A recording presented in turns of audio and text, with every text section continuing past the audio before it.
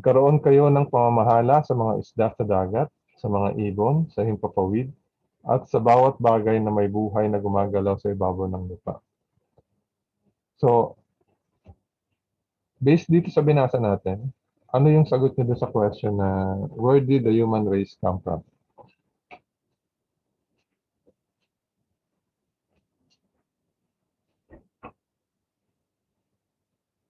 Saan galing ang tao? Alam ko sa lupa. Sa lupa. Ha? Ang alam ko sa lupa eh. Oh, Ginawa Galing, ano siya? Yung ginawa siya ng Panginoon. ginawa ng Godlikeness. Panginoon, di ba? Godlikeness. Oo, so ginawa ng Diyos ang tao ayon sa kanyang larawan, sa image niya.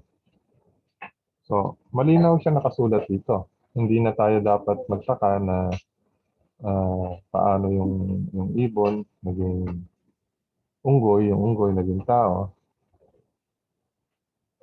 Pag tinignan natin yung Bible, nung ginawa ng Diyos ang tao, ginawa niya na tao, no? Yung adult na tao.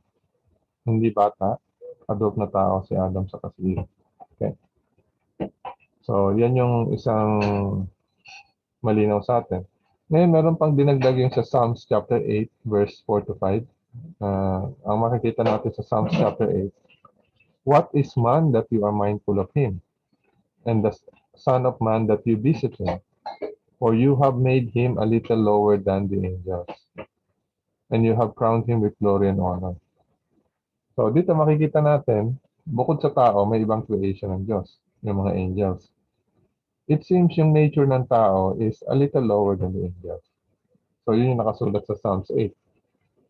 So ano eksakto yung ibig sabihin nun? Hindi pinaliwanag maigi sa Bible. Pero sinabi lang na a little lower than the angels. So konti lang naman. So bukod sa ang Diyos ang gumawa sa atin, ginawan din tayo ng tahanan ng Diyos. So, yung question dito, what kind of world did God create for our happiness?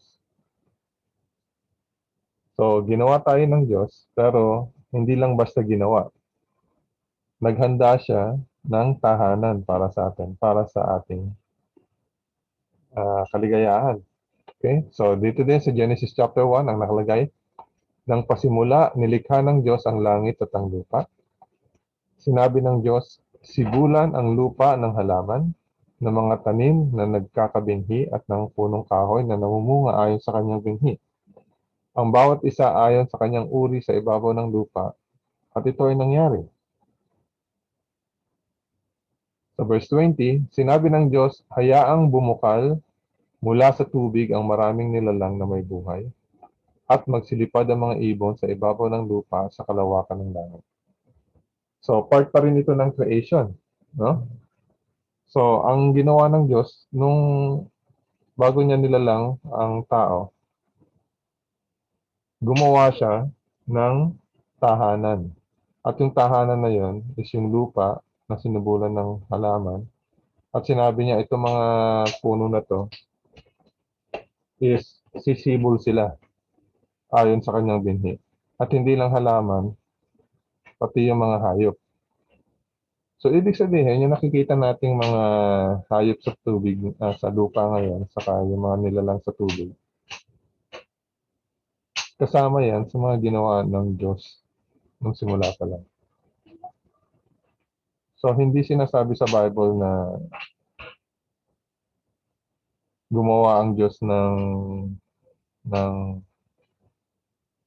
ah, ng nilalang niya, di ba? Na hindi maintindihan mga organism, tapos bumilang ka ng 1,000 taon o 1,000,000 taon o 1,000,000,000 taon at hinayaan niyang mag-evolve. Hindi ganun ang paliwanag sa Bible. Nung naggawa ang Diyos sa Bible, yung unang 6 na araw na yun, mga fully grown, fully formed, yung ibon na dati. Di ba? Yung aso ngayon, aso na dati. Okay? So, yun yung binabanggit dito sa Genesis chapter 1. At kino-confirm yan kahit sa Revelation na ang Diyos ang gumawa ng lahat. Halimbawa sa Revelation chapter 4 verse 11, ang sabi doon is nung alam niya yung scene na nasa langit sila. Ang sabi ng mga nilalang doon sa langit sa Panginoon, "You are worthy, O Lord, to receive glory and honor and power, for you created all things, and by your will they exist and were created." So, hindi niya lang nilalang, kundi siya rin yung dahilan kung bakit sila nag-i-exist ngayon. Ibig sabihin sila yung nagsusustain ng buhay. So, ang sabi nga sa Bible is, ang Diyos ang buhay. Kung wala ang Diyos, walang buhay. So, hindi lang siya yung creator, siya rin yung sustainer.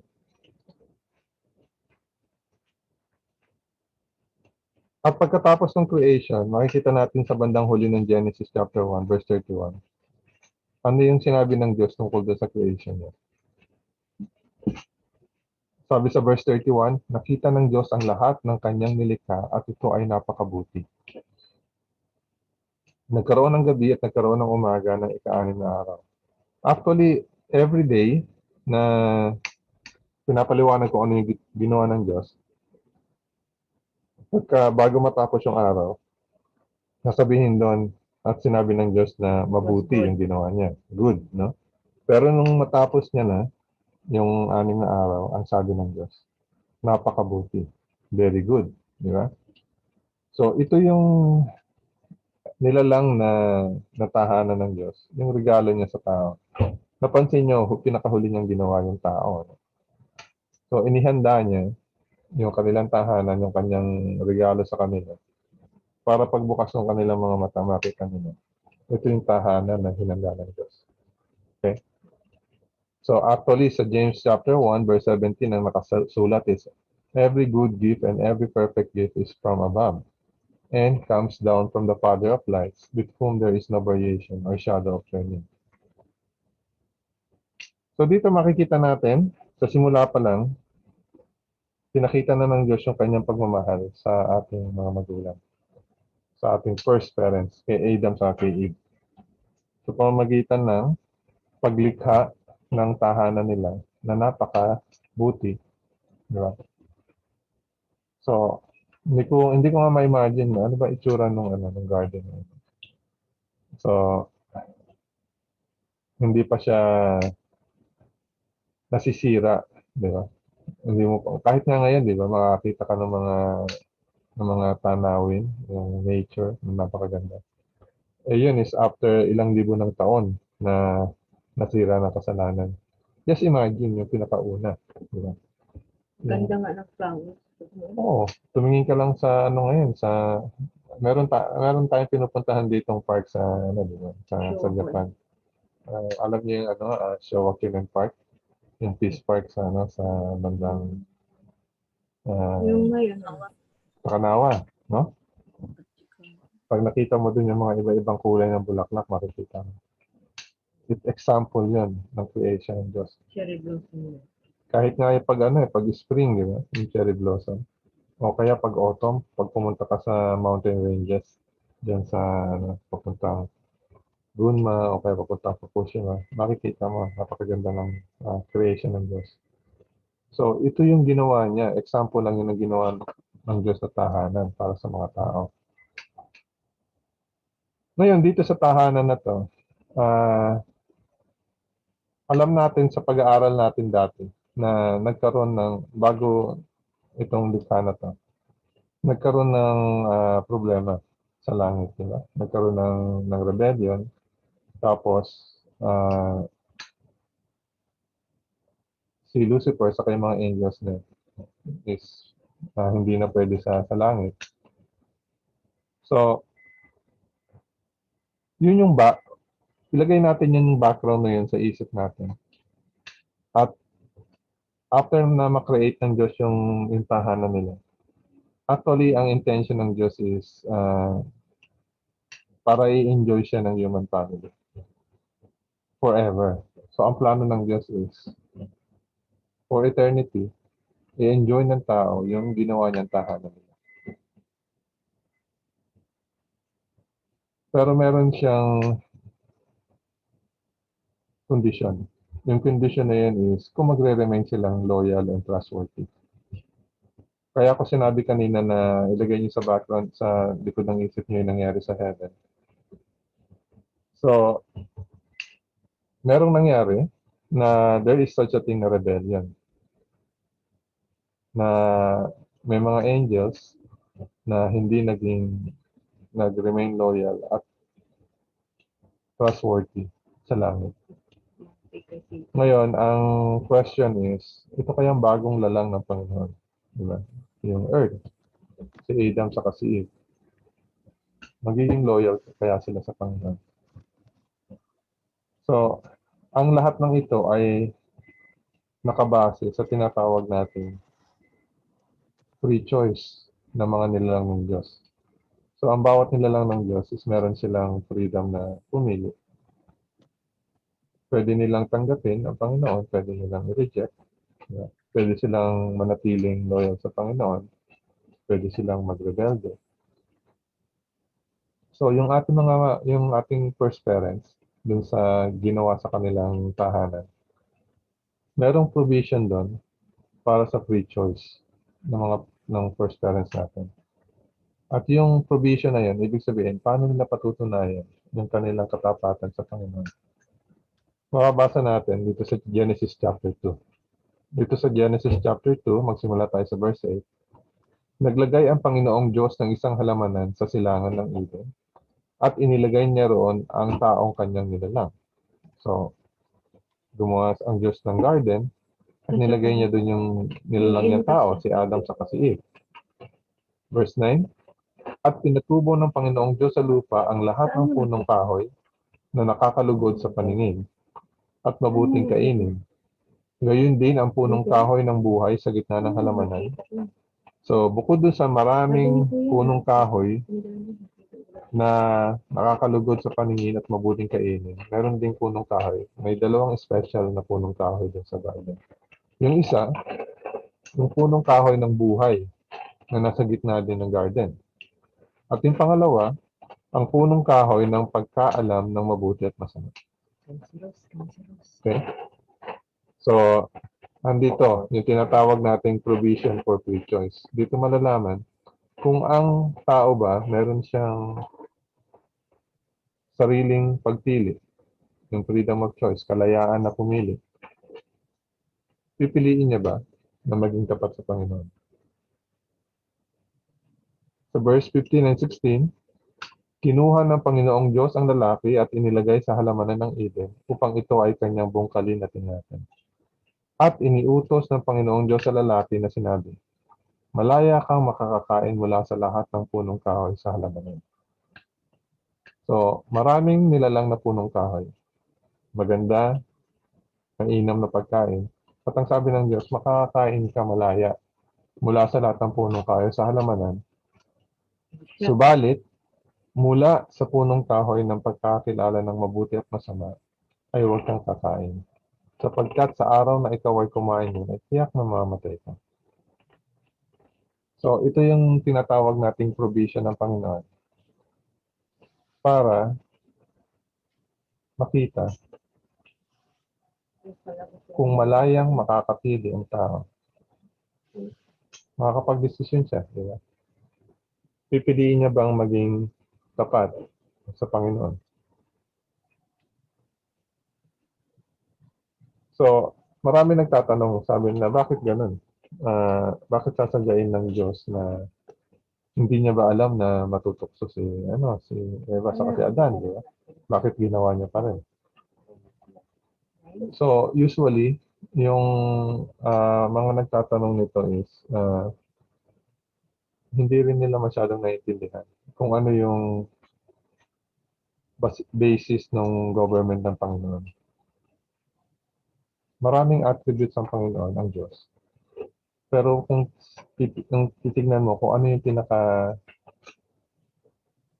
o pinaka-importante niyang attribute, is yun yung love. Kung isa-summarize mo nga daw yung batas ng Panginoon sa langit, kahit sa mundo, masasummarize mo siya sa isang salita. which is love. Kaya napaka-importante na tinatawag nating freedom Sorry. of choice, di ba? Yung merong sariling will, yung mga nilalang ng Diyos. Kasi kung wala yung freedom of choice, hindi mag-exist yung love.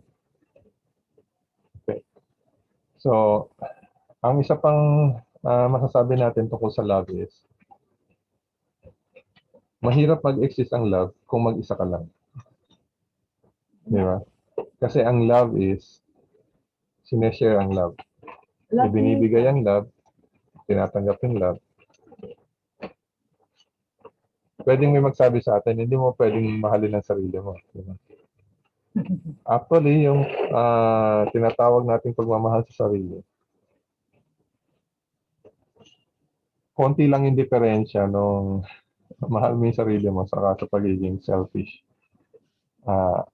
Bakit tinawag na makasarili yung yung makasarili? Kasi yung sarili mo lang yung iniisip mo. Yun ang mangyayari kung yung pagmamahal is hindi mo i-share. So, isa rin yan sa dahilan na sabi, teka, ang Diyos, nung bago sila mag-create ng kahit ng ano pa, ibig ba sabihin nun is hindi nag-exist ang love. Kaya nga meron tayong 3 persons sa Godhead. So, sa simula pa lang, 3 na yung persons sa Godhead. So, dun pa lang sa Godhead, nag-exist na yung love. Okay. So, medyo mahirap na konsepto itong tinatalakay natin tungkol sa love. Pero kinakailangan natin siya pag-usapan. Kasi dahil doon sa question na yung freedom of choice. Ito yung regalo ng Diyos sa lahat ng kanyang mga nilalang na kinakailangan para magkaroon ng kakayahan na magmahal. Kasi kung papilitan yung pagmamahal, hindi siya pagmamahal. Okay, kung wala kang choice, kundi mahalin ang isang tao o isang bagay, hindi rin pagmamahal ang tawag na. Okay.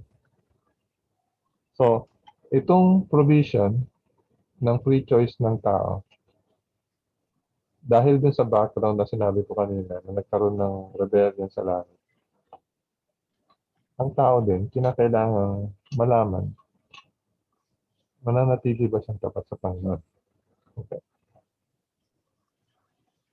Ngayon, alam niyo na kung anong naging resulta nito, di ba?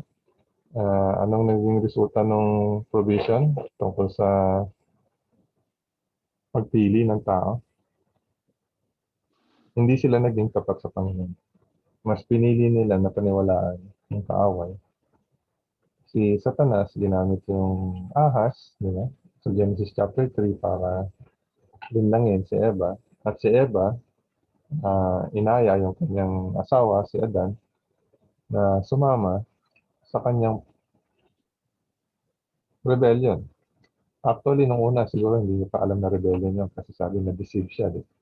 Pero si Adam, malinaw sa kanya na pag kinain niya yung binibigay sa kanya ni Eva, nagre-rebelde siya sa Panginoon. So, tingnan natin, our first parents failed. And what was the result? So, ano yung naging resulta nung desisyon nung first parents natin na hindi maging tapat sa Diyos? Nakasulat sa Romans chapter 5 verse 12, kaya't kung paanong sa pamamagitan ng isang tao ay pumasok ang kasalanan sa sanglibutan. So, sino itong isang tao na to?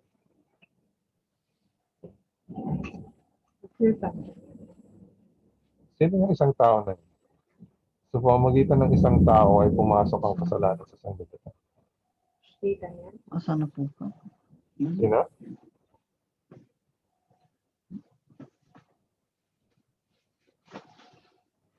Sino yung isang tao? Lucifer? Si Adam. Si Adam. Si Adam, yun. So, pag binasa niyo yung unang-una si Lucifer, hindi tao si Lucifer. So, hindi siya counted. Okay. So, ang question doon is, teka, dalawa sila, di ba? Si Eva saka si Adam. So, kung babalikan natin kanina yung ang lumalabas na tagapamahala o itinalaga ng Diyos na maging parang siya yung prinsipe, di ba? Doon sa bagong gawang mundo. Si Adam. So yung responsibilidad na kay Adam. Sinabi nga ni Paul na si Eve, na-deceive si Eve. Di ba? Pero si Adam, nung si Adam yung magkasala, doon na yung in-announce na ang tao ay nagkasala sa Diyos. So itong isang tao na to, si Adam ang tinutukoy dito. Yung first parent natin na si Adam, ang tawag sa kanya, the first Adam. Si Jesus, ang tawag sa kanya, the second Adam. Okay? So mababasa natin yan sa mga sulat ni Apostle Paul. Kaya nakalagay dito, kaya't kung paanong sa pamamagitan ng isang tao ay pumasok ang kasalanan sa sanglibutan, at sa pamamagitan ng kasalanan ay ang kamatayan, kasi ang wages of sin is death, di ba? Yun yung nakasulat sa Romans, sa Romans 6:23. Okay? At sa pamamagitan ng kasalanan ay ang kamatayan, kaya't dumating sa lahat ng mga tao ang kamatayan, sapagkat ang lahat ay nagkasala. So ano yung naging resulta nung ah, hindi matagumpay na patunayan ng ating first parents yung kanilang katapatan sa Diyos? Hindi, sila kasama na. Diyos na, nag-uusap nilang lagi. Ang resulta nun is before yung death, kasalanan, di ba? At makikita din natin sa Genesis chapter 2, chapter 3, pinaalis sila ng Panginoon doon sa tahanan na ginawa para sa kanila. Di ba? Sinabi is pinaalis sila doon sa garden at naglagay pa nga ng bantay doon sa pintuan ng garden para masigurado na hindi sila makakapasok. So, hindi pwedeng magkaroon sila ng access doon sa Tree of Life. So, nawalan sila ng tahanan,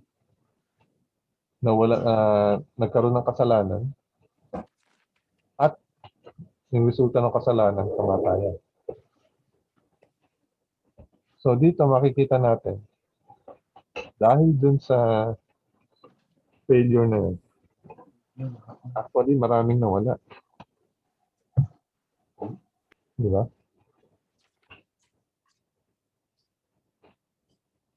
Ngayon, ang sabi sa kanila is, kapag kinain niyo yun, yung putos na yan, siguradong mamamatay sila.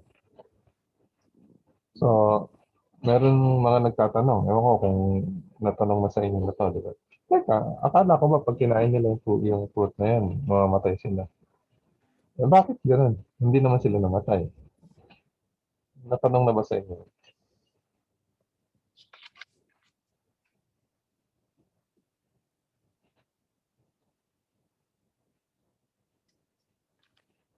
O kaya hindi nyo ba naitanong sa sarili niyo?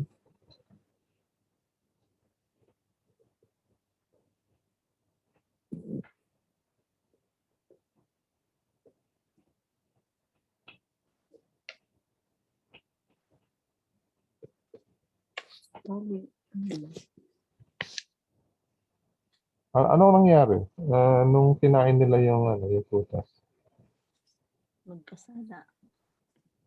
Hindi Sila, aware hubad. na sila dun sa Yung yung nagtago sila, di ba? Oo, nagtago sila. So, bakit ganun? Hindi naman sila namatay.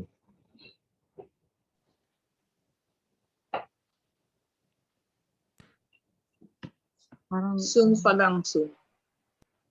Iba na siguro yung pakiramdam nila, Rola, na na hubad na sila. Nakita na nila. Kaya nagtago.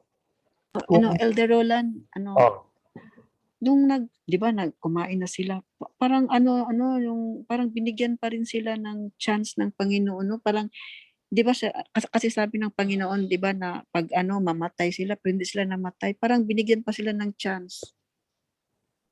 okay. So, actually, depende siguro kung babasahin mo yung King James Version.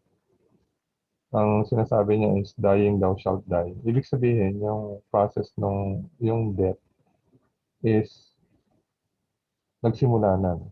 So, tulad ng sinabi, may nagsabi sa inyo kanina, actually, nung nagkasala sila, nagsimula na silang matay. So, yung process ng dying, nagsimula na. So, that is one way to explain that. Pangalawa, yung sinabi ni Pema kanina is tama din yan. No? Kung hindi nag-intervene ng Diyos, diba? Kung hindi sila binigyan o binigyan ng second chance, pwedeng patay na sila ng time na yan. At pangatlong pwede natin sabihin is, actually, spiritually speaking, namatay sila. Tulad ng sinabi ni Ate Johnny kanina, yung light na covering nila is nawala kasi napansin nila, bakit naked tayo? Diba? So, yun yung napansin nila.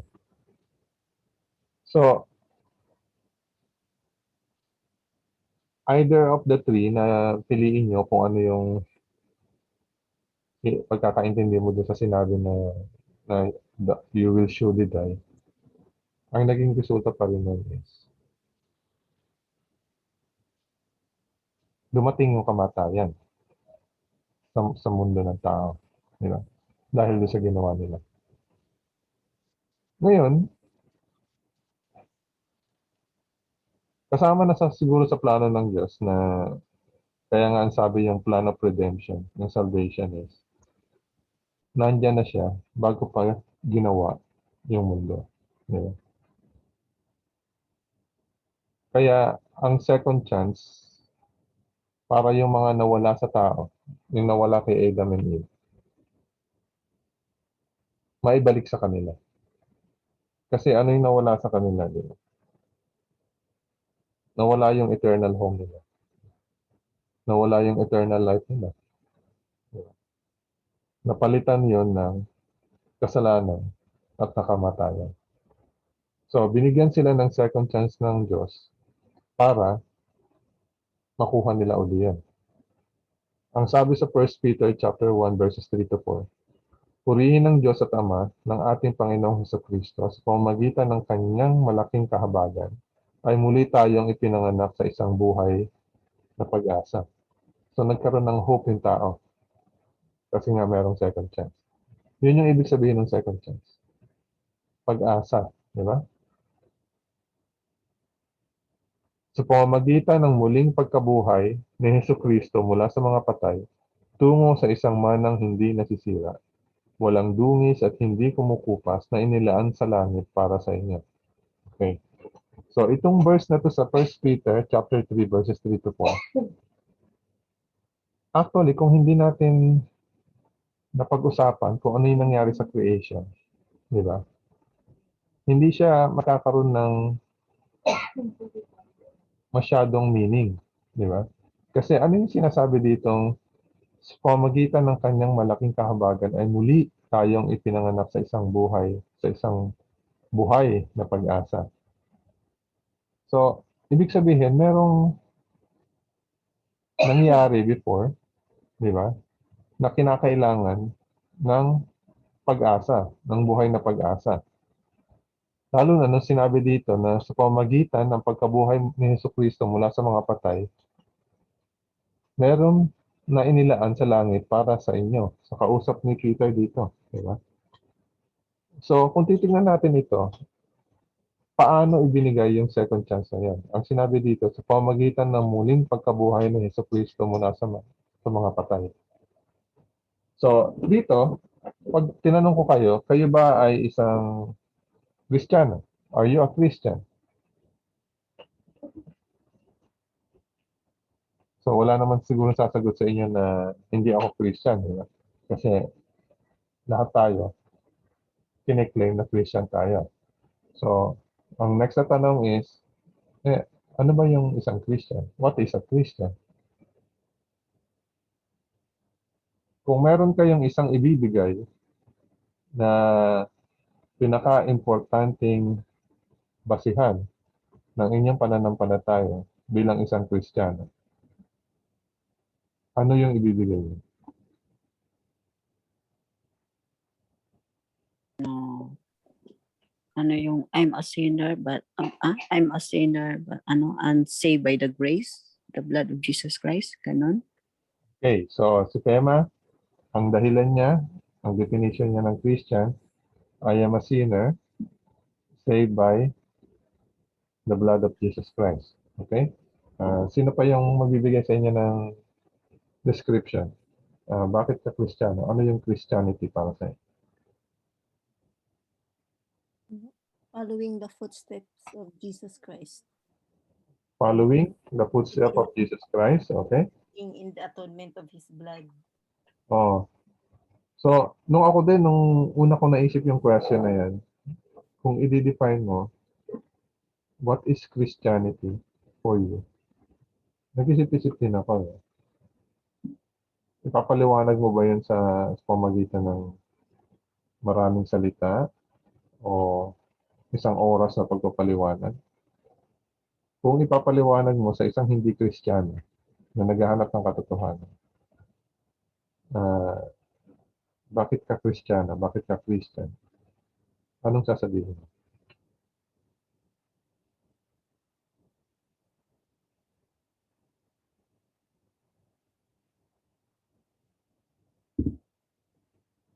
Net, anong Oo. sagot mo? Kasi sumusunod. I'm a believer of Christ by faith and living my life is parang nearest to a Christ-like life. So, yung buhay mo ay isinasagawa mo o nabubuhay ka ng parang buhay ni Kristo. Okay? So, meron pa bang iba sa inyo na merong definition o paliwanag? Bakit ka isang Kristiyano? O ano ang Christianity para sa inyo? Christianity is to obey God, our Creator. Okay? So, ang pagsunod sa Diyos, lumalang sa atin. Okay? So, dun sa name pa lang na tinawag natin Christian, obvious na doon na ang sentro ng ating pananampalataya ay si Jesus Christ. Lalong-lalo na yung pagpunta ni Jesus dito sa earth na to, yung buhay na naging buhay niya, yung pagkamatay niya, at pagkabuhay niya maguli. Kung wala yan, walang basihan yung Christianity.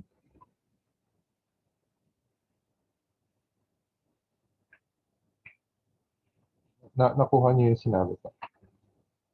Ang Christianity, kung pipili ka lang talaga kung ano yung sentro niya, ang sentro niya, si Jesus Christ, nagkatawang tao, nabuhay, namatay, para iligtas tayo, at nabuhay na maguli.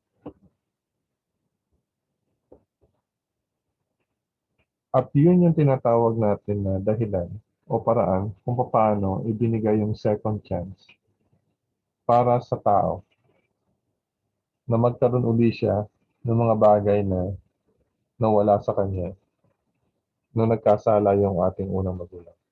Ano uli yung nawala sa kanila? Eternal life. Yung eternal home nila. Di ba? At napalitan yun ng kasalanan at kamatayan.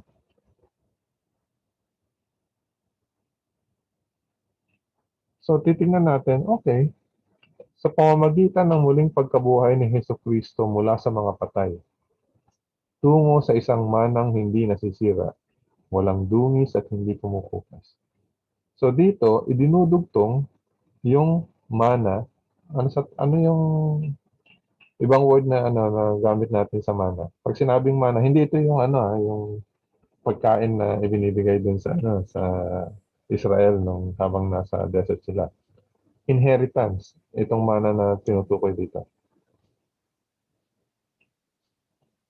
So, tandaan natin na nawala sa tao yung eternal inheritance nila. Yung eternal home nila na ginawa ng Diyos para sa kanila. Diba? Nawala yun sa kanila, nagkasala sila.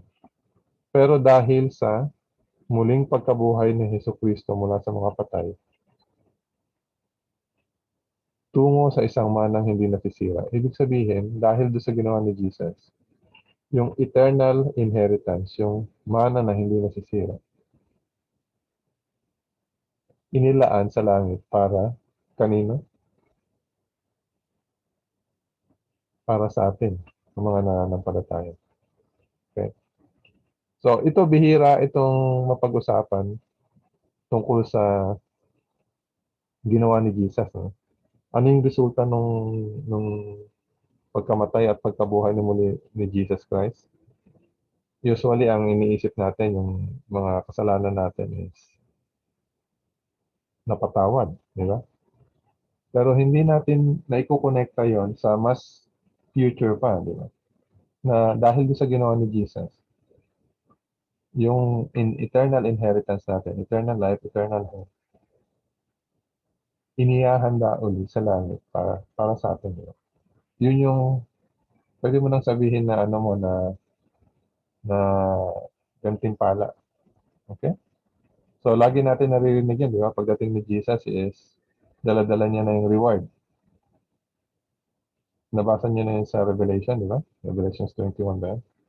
Na pagdating ni Jesus sa second coming niya, dala-dala niya na yung reward niya. So, isipin natin, ano bang reward yung sinasabi doon? Ayan, inilalaan sa langit para sa inyo. Isang manang hindi nasisira. Eternal inheritance. Yung eternal life at eternal home. Ito yung pinag-uusapan natin dito.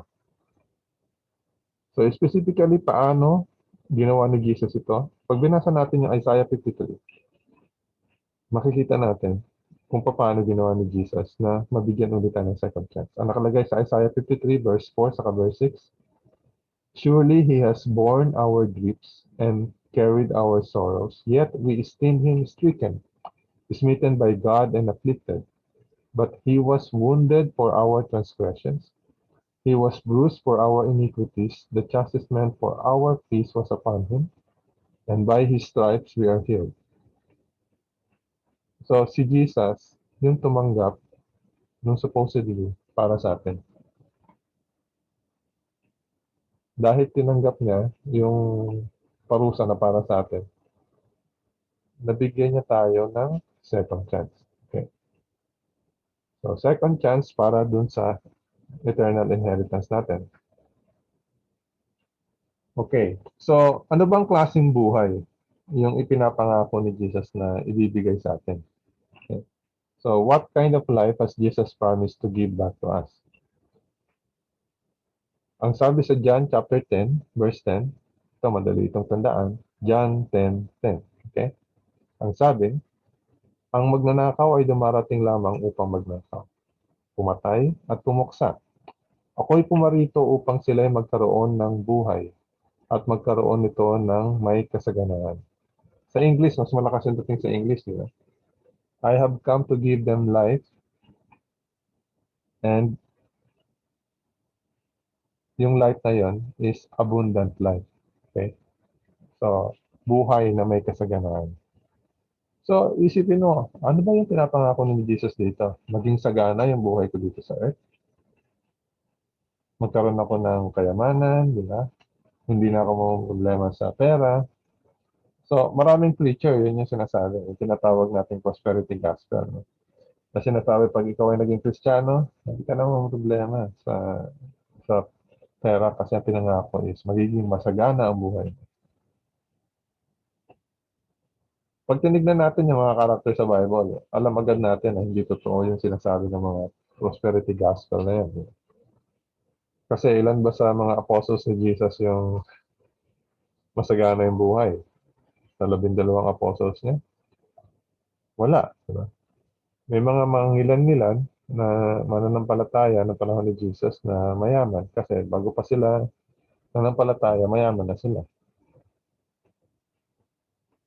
Pero hindi yung material na bagay ang automatic na magiging kasaganaan pag ikaw ay nanampalataya. So, at least, hindi dito sa mundong ito. Kasi tandaan natin, yung original na tahanan na inihanda ng Diyos sa tao. As hindi ito yung mundo na nakikita natin ngayon. Malayong malayo ito doon sa tahanan na inihanda ng Diyos sa first parents natin. Yung plano ng Diyos na diyan kayo titira, di ba? For eternity. Malayo na yung mundo natin ngayon pag tinignan mo kaysa yung mundo dati. Kaya yung mga nagtatanong, kung may Diyos, bakit ganun? Bakit merong lindol? Bakit merong pumuputok na bulkan? Bakit may bagyo? Hindi ganyan yung mundo na ginawa ng Diyos para kay Adam and Eve simula. Okay. So, although nandyan pa rin yung nature, pero hindi na siya yung original na ginawa ng Diyos. Pero, ibabalik niya yung nawala sa human beings dati.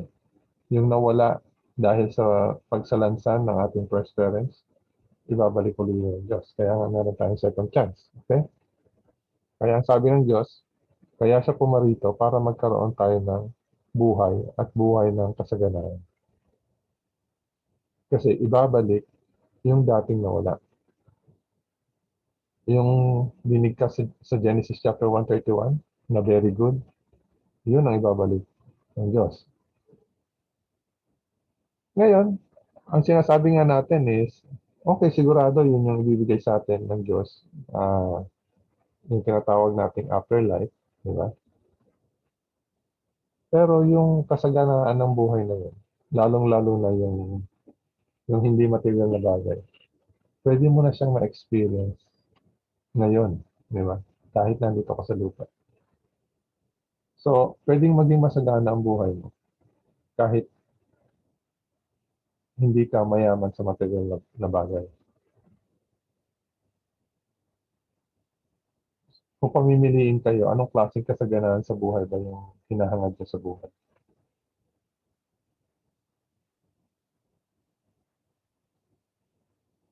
Kung ikaw ay si Solomon, parang si Solomon ba, tinanong ng Diyos, humiling ka kahit ano. Ano yung hihilingin mo sa Diyos para maging masagana yung buhay? Mapunta sa langit. Ha? Makapunta sa langit. Hindi, I mean, makakapunta ka sa langit, pero dito pa lang sa mundo na to. Na mamuhay na kasama Wisdom. siya. Wisdom. No, peace of mind. Yung ano ba, yung walang problema ba, walang iniisip. Peace of mind, di ba? Wala nang iniisip. Oo, hihingi ka rin siguro ng wisdom para alam mo kung anong desisyon yung gagawin mo. Di ba? Hmm. So, ilan kaya sa atin yung hihiling ng ano, na walang katapusang kayanan?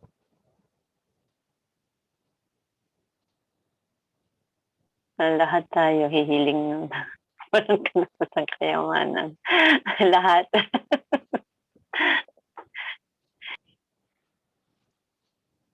So, iniisip ko nga, ano, halimbawa sa Pilipinas, pag meron ka sariling bahay, kailangan mo lagyan ng bakod. Diba?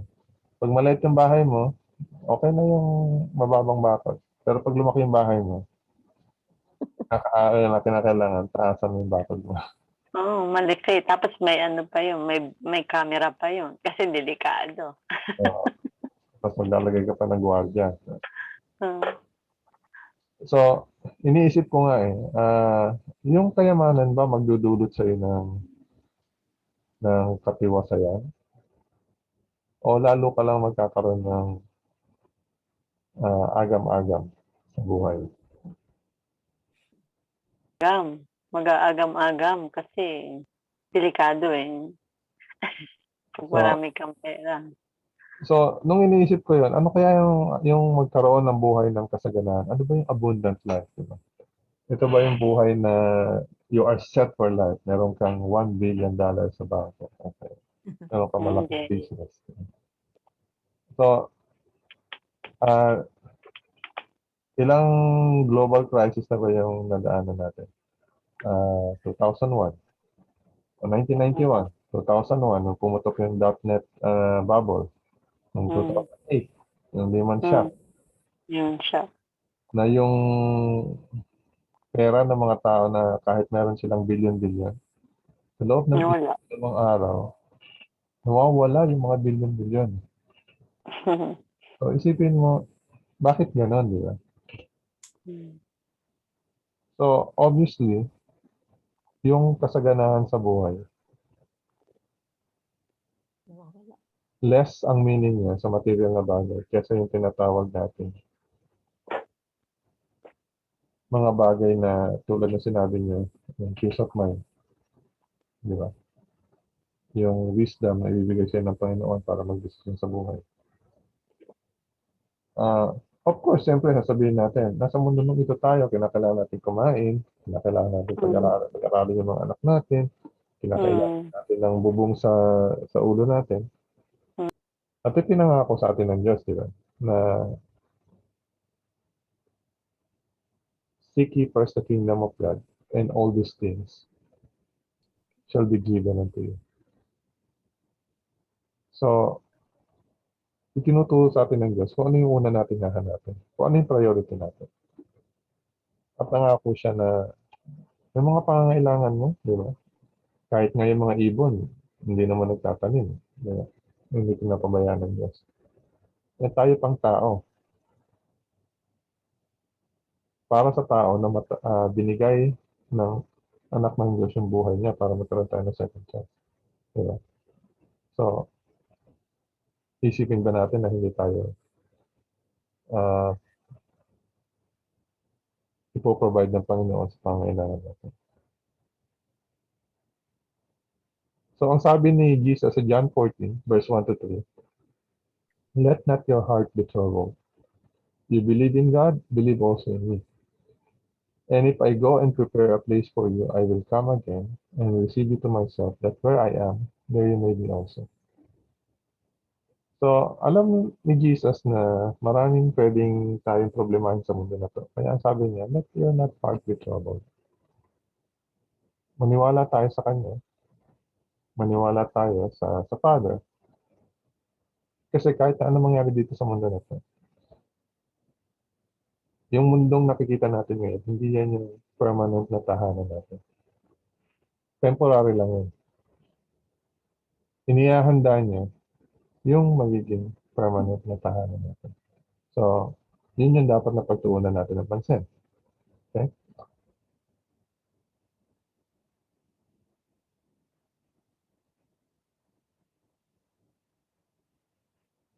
Itong abundant life na ipinapangako ni Jesus, hanggang kailan ba maglalas ito, di ba? Ang sabi niya sa the same chapter, sa verse 27 to 28, pinapakinggan ng aking mga tupang aking tinig, at sila'y aking kilala, at sila'y sumusunod sa akin. Sila'y binibigyan ko ng buhay na walang hanggan, at kailanmay hindi sila mapapahamak, at hindi sila agawin ng sinuman sa aking kamay. So ito yung klase ng buhay, na masaganang buhay na ipinapangako ng Diyos. Buhay na walang hanggan. Okay? So, importante na sinabi ni Jesus na abundant life o yung buhay na kasaganaan. Kasi kung yung buhay na yan is walang hanggan, tapos yan yung buhay na yan na buhay ng paghihirap, just imagine, buhay ng paghihirap na walang hanggan. Sino may gusto nun? Di ba? Buhay na walang hanggan ng paghihirap. Pero hindi yun yung ipinapangako ni Jesus sa atin. Ang pangako ni Jesus sa atin is, buhay na walang hanggan at yung buhay na yun, buhay ng kasaganaan. So dito nakikita na natin yung picture kung ano yung inihahanda ng Diyos para sa atin. Kaya pupunta tayo dun sa original question natin. What will the next life be? What will the next life be like? So, ano ba yung buhay dun sa tinatawag nating eternal life? Diba? So, unang-una, although sinasabi nating heaven, actually, hindi yun yung heaven na kung nasan yung tahanan ng Diyos ngayon. Yung eternal na eternity natin is hindi doon. Magbabakasyon lang tayo ng 1,000 years. Okay? So, yun yung millennium. Doon sa heaven na kung nasaan yung tahanan ng Diyos. Pero after ng 1,000 years, itong earth na to is gagawing new heaven and new earth. Ngayon sabi ng iba, teka, Bakit merong new heaven? Ibig sabihin, papalitan din ng Diyos yung kanyang tahanan. Naitanong ko na sa inyo dati na pag sinasabi kasi sa Bible yung heaven, merong tatlong layers o tatlong klase ng heaven na binabanggit sa Bible. So, itong atmosphere natin, di ba, pag tumingala ikaw, yung hangin, yung atmosphere, ang tawag natin dyan, heaven. Na pag tumingala ka, may makikita kang ulap. Okay?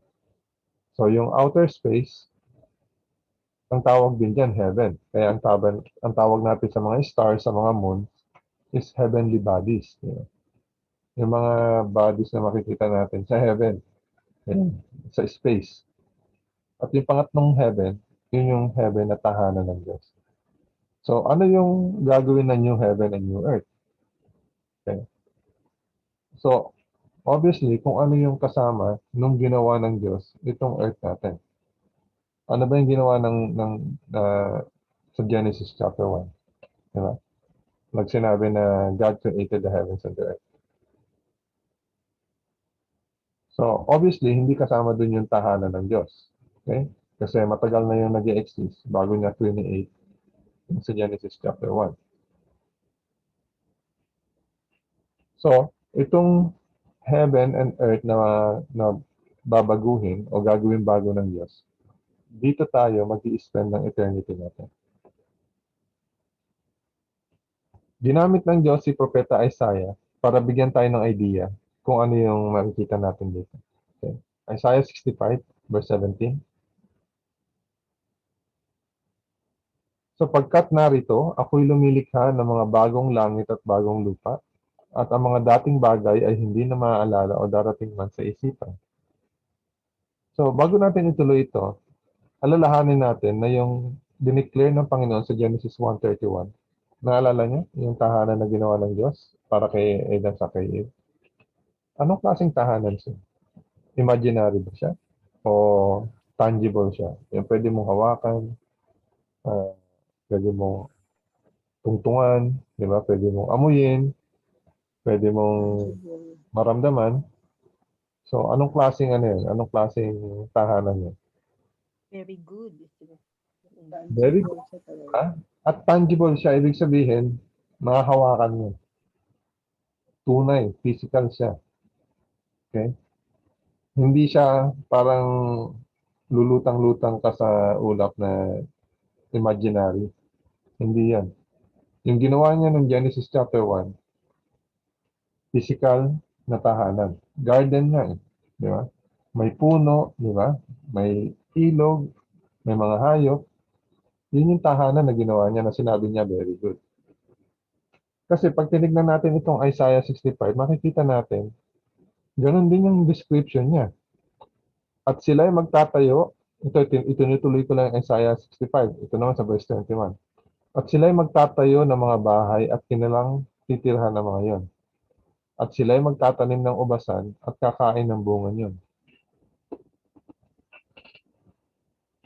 So, doon pala sa tinatawag nating new heaven and new earth, magtatayo tayo ng bahay. Magtatanim tayo. Which is, nung naalala ko, teka, ano yung binigay na trabaho niya kay Adam and Eve doon sa Genesis 2? Nung wala pang kasalanan. Mag-alaga ng mga nature. Di ba? Gardening. Sabi, alagaan mo itong yung ibinigay sa yung Diyos sa tahanan. Di ba? So, nung panahon na yun, wala pang namamatay. So, anong gagawin nila? Kung gusto ni Eve na i-design yung garden, di ba? Mas dagdagan yung bulaklak, magtanim, di ba? Magagawa niya.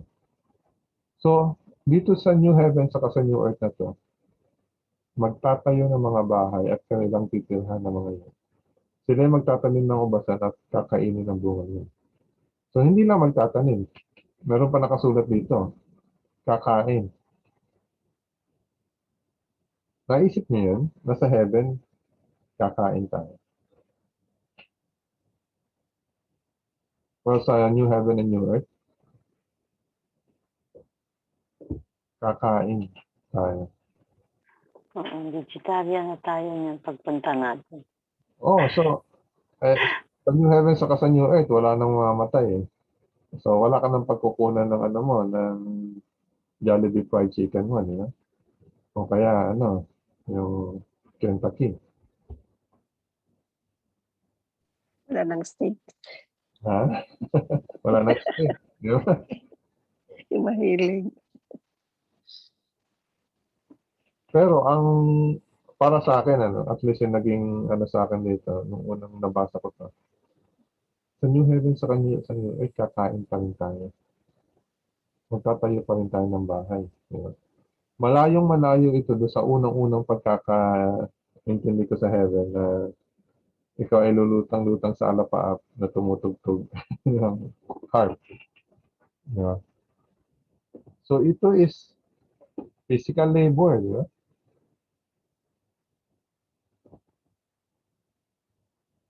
Ano pa yung nakasulat dito? Isaiah 65 verse 22. Sila'y hindi magtatayo at iba ang titira. Sila'y hindi magtatanim at iba ang kakain. Sapagkat gaya ng mga araw ng punong kahoy, ay magiging gayon ang mga araw ng aking bayan. At matagal na tatamasahin ng aking pinili ang gawa ng kanilang mga kamay. Verse 25, ang asong gubat at ang kordero. Pag sinabi natin kordero, ito is yung, di ba, lamb. Ang asong gubat at ang kordero ay manginginaing magkasama. So, meron ding hayop. Which is, hindi nakakagulat kasi sa Genesis chapter 1, naalala niyo yung ginawa ng Diyos? Yung inihanda niyang tahanan para sa ating first parents. May mga hayop. At ang leon ay kakain ng dayami na gaya ng baka at alabok ang magiging pagkain ng ahas. Sila'y hindi mananakit at maniniraman sa lahat kung banal na bundok, sabi ng Panginoon. So, kapiraso lang ito nung nakasulat sa Isaiah para lang magkaroon tayo ng idea na yung eternal life na ipinapangako sa atin. Hindi ito eternal life na nakakabagot, no? Na ang gagawin mo lang is tutugtog ka lang ng harpa, lilipad-lipad, diba? Sino yung may gusto ng buhay na gano'n? Hindi ganun yung buhay na inilalaan sa atin. Ang sabi ni Jesus is, abundant life. Yun yung inilalaan ng Panginoon sa atin. At eternal life. Example lang ito ng mga sinasabi sa atin sa Isaiah na gagawin natin sa New Heaven sa New Earth. Ngayon, merong importanteng question dito. Ang sabi kasi sa Bible, it is appointed for men to die and to lay to rest these tangible bodies. Ibig sabihin, itong physical bodies natin. Yung katawan na meron tayo ngayon. Ang sabi sa Bible is, appointed for man to die. So lahat tayo, mamamatay. Meron mga iba na super blessed na aabutin silang buhay ng Panginoon, di ba? Hindi sila makakatikim ng kamatayan. Pero majority, mamamatay. So, paano yung inihahandang di ba? Yung inihahandang New Heaven sa New Earth is tangible siya, ibig sabihin, physical. Paano na itong katawan natin ito, pag namatay, is mabubuhay ulit? Kasi kailangan mo ng tangible body para manahan doon sa tangible, sa physical na New Heaven sa New Earth. Ito yung nakasulat sa 1 Thessalonians chapter 4 verse 15. Sapagkat ito'y sinasabi namin sa inyo sa pamagitan ng salita ng Panginoon, na tayong nabubuhay na nanditira hanggang sa pagdating ng Panginoon ay hindi mauuna sa anumang paraan sa mga natutulog. Sapagkat ang Panginoon mismo ang bababa mula sa langit na may sigaw, may tinig ng arkanghel na may trompeta ng Diyos at ang mga namatay kay Kristo ay babangon muna. Pagkatapos, tayong nabubuhay na natitira ay aagawin kasama nila sa mga ulap upang salubungin ng Panginoon sa papawirin. Sa gayon ay makakapiling natin ng Panginoon magpakailanman. So ito yung tinatawag nating resurrection. Okay? So kahit mamatay, itong physical body natin ngayon, ilibing ka,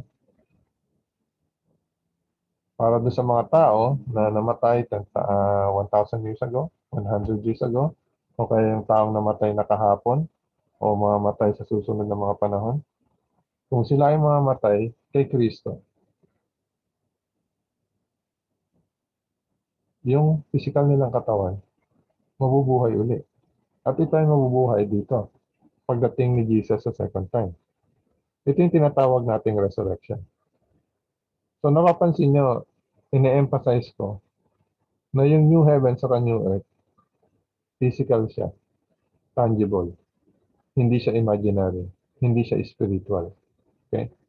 Kasi maraming nag-iisip na itong pinangako sa ating new heaven sa new earth is parang nasa spiritual world. Hindi. Kasi pag tinignan natin yung Genesis 1, yung unang pinlanong tahanan ng Diyos para sa mga tao is tangible, physical na tahanan. At yun ang ibabalik ng Panginoon para sa atin. Okay? So, paano tayo nakakasigurado na pag nag-resurrect tayo sa bagong buhay, na ang katawan natin is yung physical na katawan? Okay? Which is importanteng question yun. Ano ba yun? Dahil yun yung gusto nating intindihin sa Bible, yun yung gusto natin mangyari, o ipinaliwanag talaga sa Bible na ganun yung mangyayari. Pag binasa natin sa 1 Corinthians 15, verse 20 to 23, ang sabi dito, subalit ngayon, si Kristo ay binuhay mula sa mga patay, na siya ang unang bunga ng mga namatay. Kaya ko idiniin kanina kung ano ang Christianity at kung anong importante sa pagiging Kristiyano natin. Ang sentro noon si Jesus, okay? Kasi dito sa mga susunod na pag-uusapan natin. Subalit ngayon, si Kristo ay binuhay mula sa mga patay na siyang unang bunga ng mga namatay. Subalit ang bawat isa ay ayon sa kanya-kanyang panahon. Si Kristo ang unang bunga, sa English ang tawag diyan first fruit. Si Kristo ang unang bunga at pagkatapos ay mga kay Kristo sa kanyang pagdating. Nakuha niyo yan?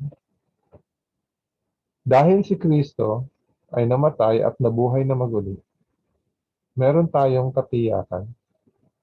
Kaya alam natin, masasabi natin na may katiyakan na tayo na nananampalataya kay Jesus ay mabubuhay na maguli. Kasi si Kristo nabuhay na maguli. Siya yung first fruit at ang pangako dito sa 1 Corinthians 15.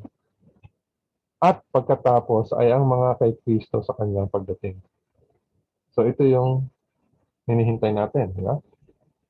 Pinatunayan ni Kristo na merong resurrection, di ba? Kasi siya yung first fruit nangyari sa kanya. At ang sabi niya, pagdating niya, may mga nananampalataya kay Jesus, magkakaroon din ng resurrection. Ang sabi sa Colossians chapter 1 verse 18, and He is the head of the body, the church, who is the beginning, the firstborn from the dead, that in all things He may have preeminence. Kaya napaka-importante na malinaw sa atin na si Jesus ang sentro ng Christianity. Na siya ay nabuhay, namatay, at nabuhay ulit. Diba? Napaka-importante. Kung wala yun, ewan ko kung anong tawag natin sa Christianity ngayon. Okay? So, since we will be resurrected as Jesus, ginagawa nating example si Jesus, no? Siya yung first fruit eh. What was He like after His resurrection? Okay. Ito yung sagot kung paano ko, at least, paano ko masasabi na pag nag-resurrect tayo, yung body natin is physical body. Glorious body, pero physical body siya. Kasi ang sabi sa atin sa Biblia, yung katawan na magkakaroon tayo after resurrection, katulad ng katawan ni Jesus, nung after ng resurrection niya. Basahin natin sa Luke 24, verse 36. Samantalang kanilang pinag-uusapan ng mga bagay na ito. Itong Luke 24, ito yung record sa Bible na after ng resurrection, may dalawang lalaki na naglalakad papunta sa Emmaus, diba? Sa road to Emmaus, at sinabayan sila ni Jesus. Pero hindi siya nagpakilala nung una. Okay? So, ito yung nangyari doon. Samantalang kanilang pinag-uusapan ng mga bagay na ito, si Jesus ay tumayo sa gitna nila at sinabi sa kanila, "Sumainyo ang kapayapaan." Subalit sila'y kinilabutan at natakot at inakala nila na nakakakita sila ng isang espiritu. So, nung nagpakita sa kanila si Jesus, natakot sila. Kasi nakita nila eh. Nakita nila na si Jesus pinako sa krus, diba? Although, nabalitaan nila na nabuhay na maguli, pero hindi pa nakita ng personal. So this time, si Jesus ay tumayo sa gitna nila at sinabi sa kanila, "Sumainyo ang kapayapaan." Pero kinilabutan sila, di ba? Natakot sila. Anong ginawa ni Jesus? Sinabi niya sa kanila, "Bakit kayo natatakot at bakit may pag-aalinlangan sa inyong puso? Tingnan niyo ang aking mga kamay at mga paa sapagkat ako nga ito." So, gumagawa ng paraan si Jesus para mawala yung takot nila, para maintindihan nila. "Hipuin niyo ako at tignan sapagkat ang isang espiritu'y walang laman at mga buto na gaya ng inyong nakikita na nasa akin." So, pinatunayan ni Jesus na hindi siya espiritu lang, na meron siyang physical na katawan. Sabi niya, "Sige, touch niyo ako, hipuin niyo." Di ba? Kasi ang espiritu is walang laman at mga buto. Pero nakikita nila, nakatayo sa harapan nila si Jesus na may laman at may buto. Sinabi pa ni Jesus, pagkasabi niya nito ay ipinakita niya sa kanila ang kanyang mga kamay at mga paa. Kasi nandun pa rin yung yung butas ng mga ng mga pako, ng mga nails, di ba? Samantalang nasa kanilang kagalakan ay hindi pa sila naniniwala at nagtataka. Sinabi niya sa kanya, meron pa rin silang doubt. Anong ginawa ulit ni Jesus? Mayroon ba kayo ritong anumang makakain? So, bakit kaya naghahanap ng makakain si Jesus? Nagugutom kaya siya? O gusto niyang patunayan sa kanila na meron siyang katawan? Diba? At kanilang binigyan siya ng isang pirasong inihaw na isda, kanyang kinuha yon at kumain sa harapan nila. So, nakita niyo kung hanggang saan yung pwedeng gawin ni Jesus para patunayan sa kanila, huwag kayong matakot, hindi ako espiritu lang. Ako ito. Parang sinasabi niya, ako ito. Ako yung Jesus na kilala niyo. Pinahawakan niya yung sarili niya, pero parang kulang pa rin yun. Kaya ang ginawa niya, humingi siya ng pagkain at kinain niya.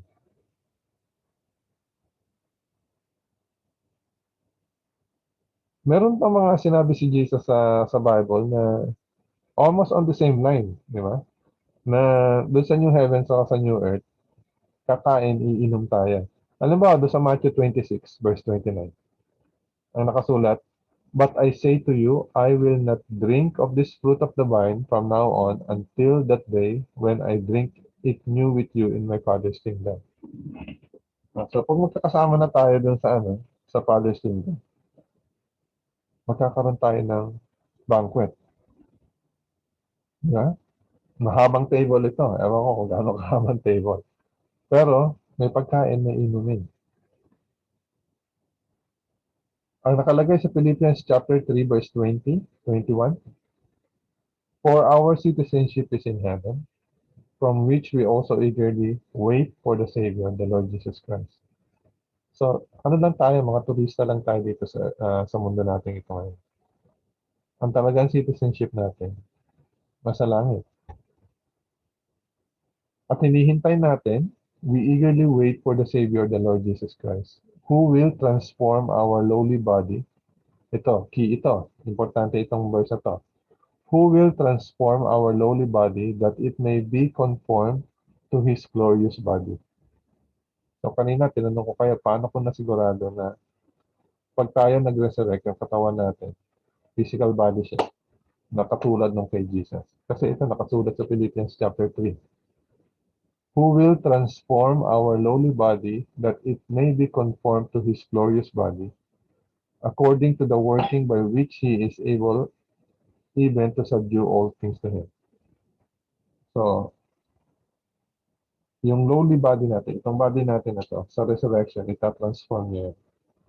Katulad ng kanyang glorious body. Nung resurrection niya. Ito yung usual question na tinatanong. Will we know each other after our resurrection? So, imagine mo nga naman, yung tao na namatay 1,000 years ago. Diba? Alabok, inuud na. Diba? After resurrection, makikilala pa rin ba siya? Makikilala ba siya ng apo niya? Makikilala ba siya ng asawa niya? Makikilala siya ng mga kaibigan niya? Ang sabi sa 1 Corinthians chapter 13, verse 12, ito yung, di ba, yung love chapter. Sapagkat ngayon malabo nating nakikita sa isang salamin, ngunit pagkatapos nito ay makikita natin ng mukhaan. Parang sinasabi dito is, okay, meron tayong description ng love, pero kahit meron tayong description ng love na ganito kaganda, dito sa mundong ito, para tayong tumitingin sa salamin na medyo malabo. Okay? Ngayong bahagi lamang ang nalalaman ko.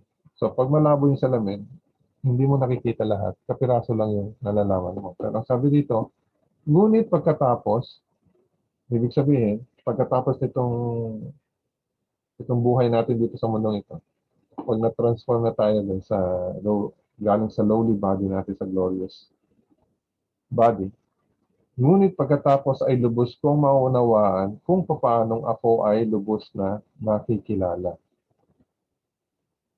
Yung word na ginamit dito is lubos na nakikilala. So, hindi lang makikilala. Lubos na makikilala. So, ngayon, halimbawa, kahit nga yung natin, yung asawa natin, yung masasabing 100% mo kilala. O kahit yung kapatid mo, hindi mo pwedeng sabihin 100% kung kilala yung kapatid ko. Hindi. O kaya kaibigan mo. Dito sa mundong ito, ganun. Para ka nakatingin sa salamin na medyo madilim. Pero, pagkatapos na, pag na-transform na after ng resurrection, yung nalalaman mo, magiging lubos. Lubos mong mauunawaan kung paanong ako. Lubos mo mauunawaan yung iba, at ikaw din, lubos kang makikilala. So, ano yung answer dito? Will we know each other after our resurrection? Hindi lang yes, kundi mas lubos ka pa na makikilala. Natatandaan nyo nung si Jesus is naglalakad kasama nung dalawa papunta sa Lord of Emmaus. Magkipag-usap siya, hindi siya nakakilala. So, siguro talagang sinadya ni Jesus para ituro sa kanila na lahat ng ito nangyari dahil nakasulat ito dun sa prophecy. Pero after nun, nung sinamahan na sila ni Jesus, nagpakita sa kanila, kumakain sila, na nag-break sila ng bread. Imagine, nakilala nila si Jesus dahil sa mannerism niya sa pag-break ng bread. Diba? So, ganun. Pati yung mannerism mo is maladala mo. Diba? So, nung si Jesus nagpakita dun sa mga disciples niya dun sa small room, nakilala nila si Jesus. Although nung una, natatakot sila. Nasabi, espiritu daw. Pero nakilala nila. Si Mary nga, nakilala yung boses ni Jesus. So, malinaw na ang sinasabi ng Biblia, nakikilala natin ang isa't isa.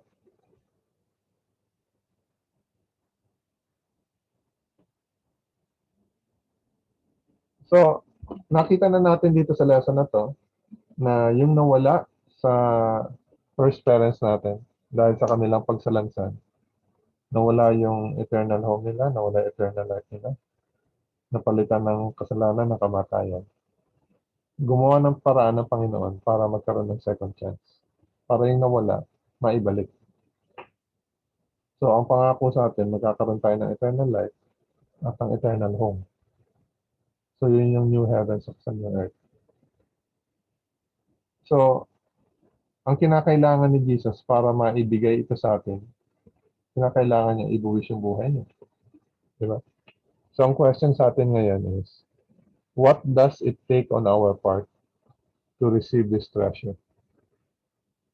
So, ginawang available sa atin ni Jesus sa pamamagitan ng kanyang dugo. Tayo, ano yung kinakailangan natin gawin para matanggap ito? Naalala niyo yung parable sa Matthew chapter 13 verse 44. Ang sabi dito, ang kaharian ng langit ay tulad sa nakatagong kayamanan sa isang bukid. Natagpuan ng isang tao at tinabunan niya ito. Sa kanyang kagalakan ay umalis siya at ipinagbili ang lahat ng kanyang ari-arian at binili ang bukid na yan. Based dito sa parable na to, ano yung answer dito sa question? What does it take on our part to receive this treasure?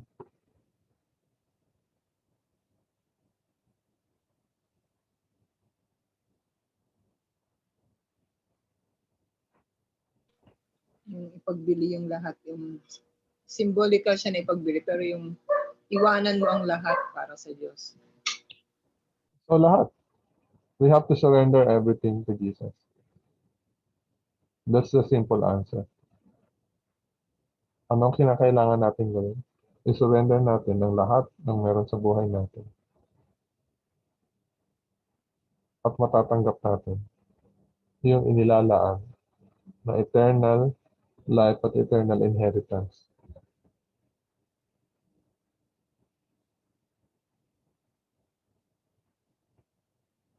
Clear ba yung yung trade-off dito? Yung ipinapangakong reward? Ang kinakailangan natin gawin is i-surrender ang lahat sa Panginoon.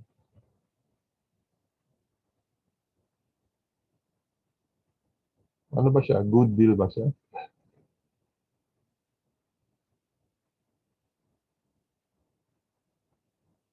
Ano ba yung mga isa-surrender natin dito sa buhay na to? Yung malaki nating bahay, yung maganda nating kotse, yung ating mga alahas, yung ating mga kayamanan, yung ating pangarap.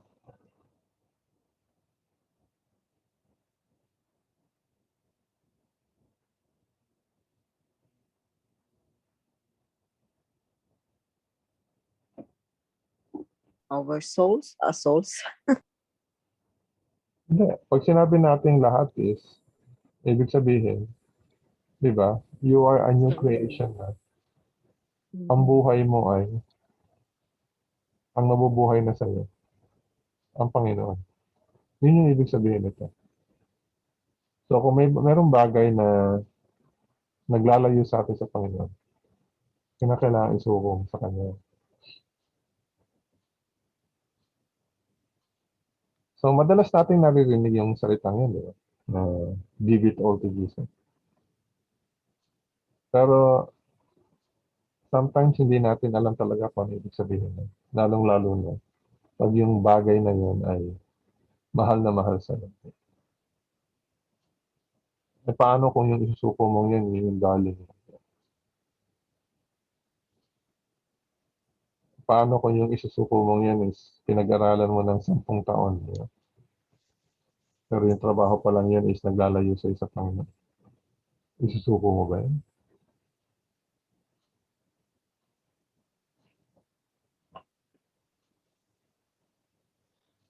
So, napakasimpleng parable, pero yung ibig sabihin is napakalalim.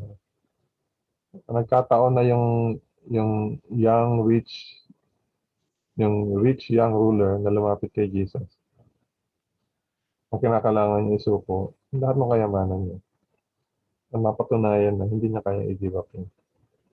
Sa atin kaya, ano kaya yung hindi natin kaya isuko sa Panginoon? Maybe one of these days, sasabihin sa atin ng Panginoon, ito yung dahilan kung bakit hindi buo yung relasyon mo sa akin. I-give up mo yan. Hindi yan nakakabuti sa'yo. Pag dumating sa buhay natin yan, ano kaya yung desisyon na gagawin natin? Katulad kaya nung desisyon ng first parents natin, Adam and Eve, mananatili kaya tayong tapat sa Panginoon? O pipiliin natin ang kabila? Okay. So, pero dito makikita natin yung connection nung pinakasimula sa Genesis chapter 1, chapter 2, chapter 3, at kung ano yung sa bandang huli, kung ano yung next life, yung new heaven sa new earth. Makikita natin connected sila. So kung ano yung inihanda ng Panginoon dati, na tahanan ng ating mga magulang, first parents natin. Katulad nun, yung inihanda ng Panginoon para sa ating sinihagan sa kasalukuyan. Okay, meron tayong question bago tayo mag-test.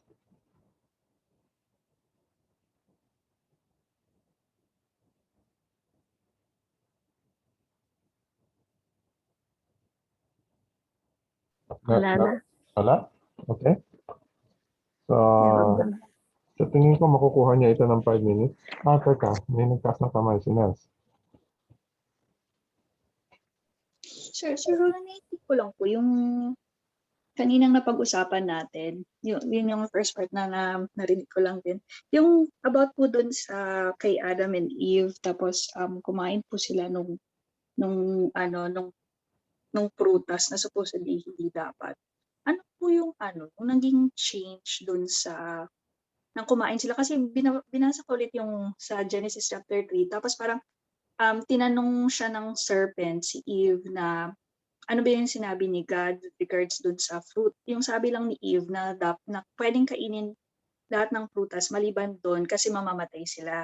Tapos yung deception na ginawa ni Satan is parang kung kainin mo to, mabubukas yung mga mata mo, tapos parang maging katulad ka ni God. Pero ano po talaga yung naging effect nung pagkain ng fruit?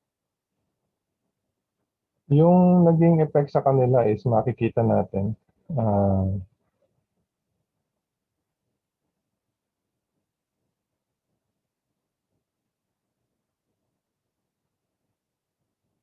Yung reaction nila after nung kumain sila. Diba? Mm. So, unang-una, ito sa chapter 3, verse 7. Then, the eyes of both of them were opened, and they knew that they were naked, and they sewed fig leaves together and made themselves coverings. So, it was not the first time na magkasama sila. Pero after na kumain sila ng fruits, napansin nila na naked pala tayo. Diba? So, anong ibig sabihin nun? It's either nung una, meron silang covering, na nung kumain sila ng fruits, nawala yung covering. Or pangalawa, nung una, wala silang covering, hindi lang nila pinapansin, di ba? Pero nung kumain na sila ng prutas, napansin na ni Adam na, wala pala tayong suot. So, ano kaya doon yung mas plausible na explanation? So, dito, pag binasa natin yung Spirit of Prophecy, ang explanation sa atin ng Spirit of Prophecy is, meron silang covering of light, yung glorious covering ng light. So, parang nakikita natin sa mga illustration ng mga artists pag ini-illustrate nila yung state nila dati. Meron silang covering ng light. So, hindi mo actually nakikita yung katawan nila dahil meron siyang light. So, yun yung unang nawala dito. Pangalawa, verse 8, and they heard the sound of the Lord God walking in the garden in the cool day, and Adam and his wife hid them. Ay, hindi ko pala pinapakita yung screen ko, sorry. So, ito yung kanina. Verse 7, then the eyes of both of them were open, and they knew that they were naked. Verse 7, verse 8, and they heard the sound of the Lord God walking the garden in the cool of the day, and Adam and his wife hid themselves from the presence of the Lord. So, before nito is, pumupunta ang Diyos sa garden, nag-uusap sila face to face, masaya sila, di ba? Pero bakit ito? Bigla na lang sila nagtago. Nagkaroon sila ng guilt, ano po? So, hindi ko rin alam kung ano yung nararamdaman nila, pero one thing is for sure. Bakit ka ba magtatago sa isang tao o kaya sa Diyos? Kasi alam mo, meron kang ginawa, pero ang paliwanag nila dito is, sabi nila, kasi nakita namin na na naked kami. Sabi dito. So he said, I heard your voice in the garden and I was afraid because I was naked and I hid myself. So dito sa pagiging naked nila, saka kung anong ginawa nila dahil naked sila. Pag binasa natin itong chapter na to, si Adam saka si Eve, kumuha sila ng mga dahon. Pinang-cover nila sa katawan nila. Yung fig leaves. Mm. Pero pinalitan niya ng Panginoon ng balat ng hayop. Mm. So that in itself is meron na siyang meaning, ano? Na yung sa Bible kasi yung pagiging naked is ever wonder bakit ang Christian is ang counsel sa atin, ang advice sa atin is magdamit ka ng maayos, di ba? Huwag mong ilalantad yung katawan mo, di ba? Pero yung mga taong hindi naniniwala sa Diyos, sa Christian values, sila pa yung mahilig maglantad ng katawan nila. Sa Bible kasi, yung pagiging naked ay ini-equate sa yung tao ay wala yung righteousness ng Panginoon sa kanila. Di ba? Yung Laodicean Church.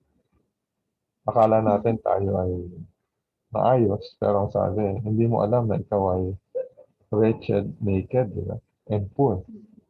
Mm. So, sa Bible, hindi maganda yung naked.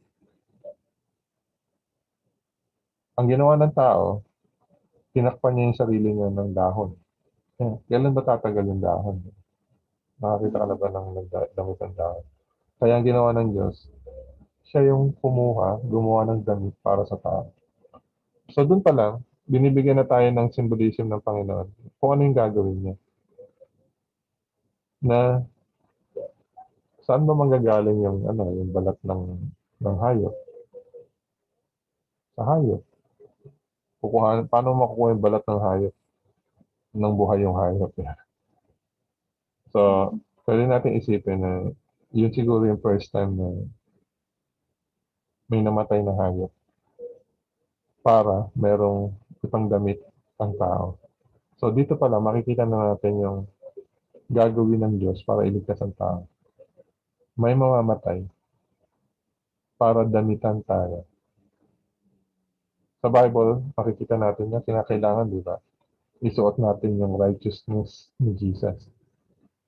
At para maging available sa atin, kinakailangan mamatay ni Jesus. So, ibang topic yan, pero konektado dito. Ngayon, ano pa yung nawala sa kanila? So, nung tinanong sila, verse 12, then the man said, the woman whom you gave to be with me, she gave me of the tree and I ate. So, ang unang reaction ni Adam, ang sinisi niya yung babae.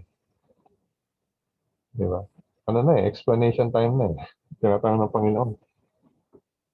And he said, who told you that you were naked? Have you eaten from the tree which I commanded you that you should not eat?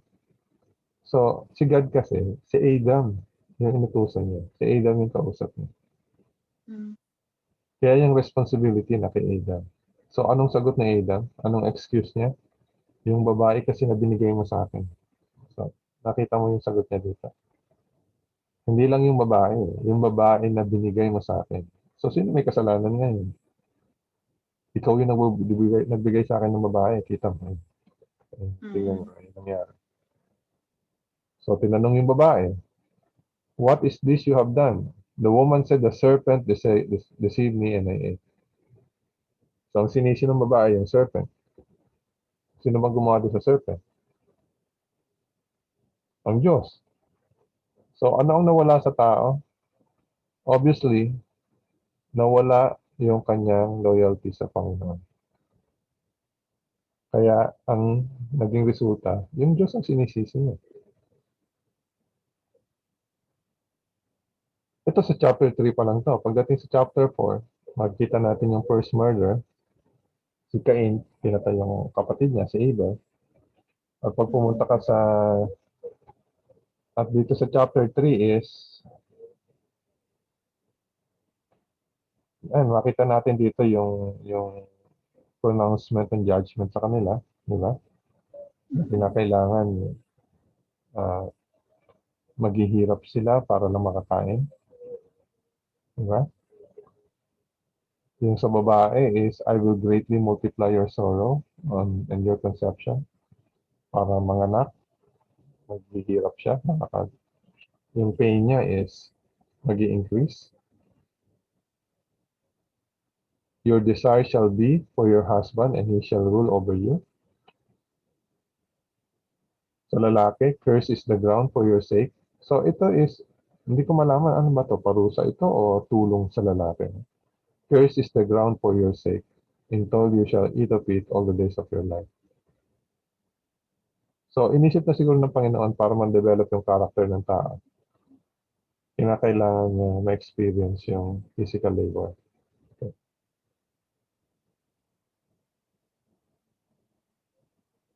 Ito yung sinabi ko kanina. Also for Adam and his wife, the Lord God made tunics of skin and clothed them. So pinalitan ng Diyos yung damit nila na dahon. At ito, dito nila nawala yung kanilang home.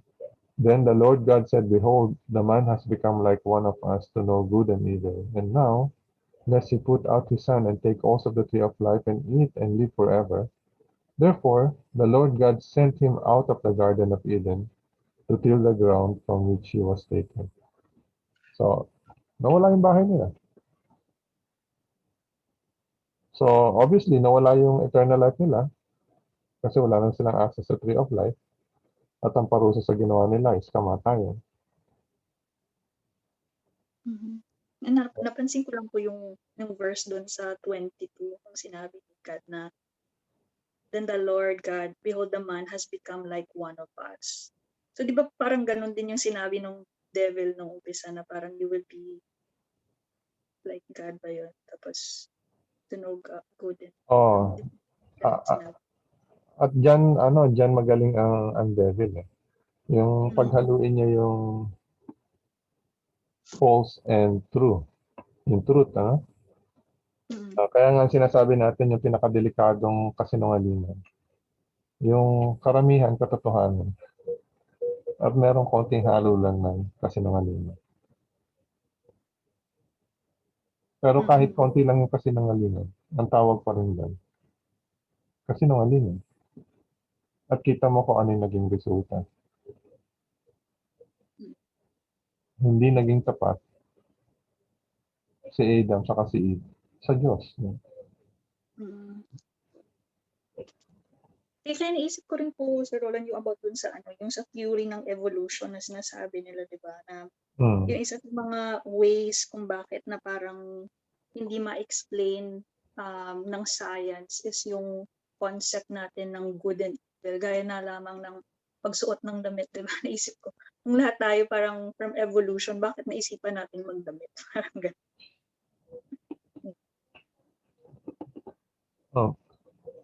Pwedeng sabihin nila kasi ang damit is protection mo against weather, against the elements. So, meron silang isasagot doon. Ang mas mahirap na tanong is, bakit kinakailangan pa ng evolution ng babae sa kanang lalaki? Di ba? Pwede naman. Ano ba yung mas efficient? Para mag-reproduce, di ba? Hindi ba mas efficient na wala kang ibang kailangan, magre-reproduce ka ng sarili mo? Bakit kinakailangan pa maghanap ka kung ikaw lalaki, bakit kinakailangan pa maghanap ng babae para mag-reproduce? O kung babae ka, bakit kinakailangan pa ng lalaki? Hindi ba yan? Less productive yan? Di ba?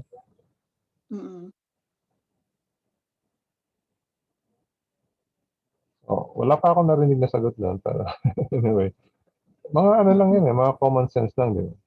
Kasi ang sabi nila sa evolution is survival of the fittest, di ba? Tapos, kung sino yung pinaka-efficient, pinaka-fittest, siya yung magsusurvive na species.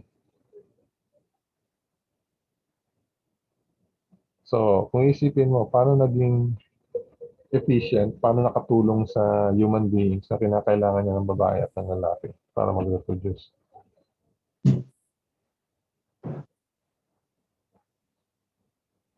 Paano kung wala kang kung wala magkagusto sa yung opposite sex? Di tapos na yung tapos na yung lahi mo, di ba?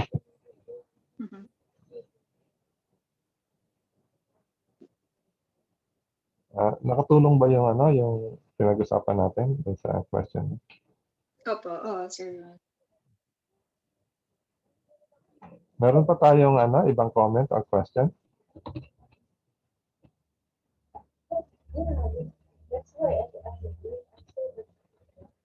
Okay, isa-send ko yung ano, yung test in quiz sa chat. Siguro makukuha niyo to ng ano, mga 5 minutes. Madali lang siya. Nabuksan niya siya.